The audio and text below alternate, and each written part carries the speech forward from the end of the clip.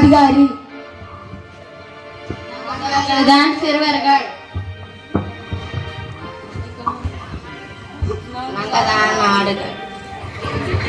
அங்கே சிறுவர்கள் ஆடு மேய்த்து கொண்டிருந்தனர். அந்த வழியாக ஒரு கார் வந்திருந்தது. அதிலிருந்து ஒருவர் கீழே இறங்கினார். அந்த சிறுவர்களை கூப்பிட்டு உரையாடினார். தம்பிகளா, இங்க வாங்கடா.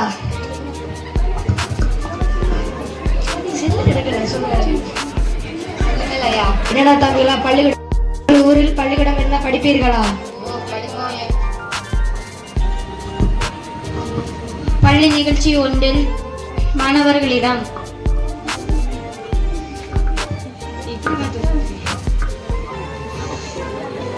படிப்பென்றால் நாடு முன்னேற்ற அடைய நாடு முழுக்க 50,000 பள்ளிக்கூடம் திறக்க முடிவு பண்ணியிருக்கோம்.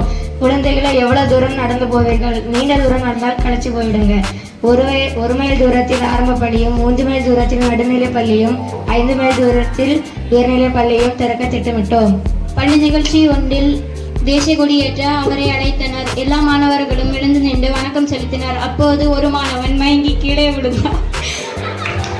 தண்ணீர் தெளித்து எழுப்பினர். ஏன்? எதுவும் இல்லை. இதற்கு பிறகு பள்ளி வரும் மாணவர்களுக்கு ஒருவேளை உணவு வழங்க வேண்டும். சரிங்க ஐயா.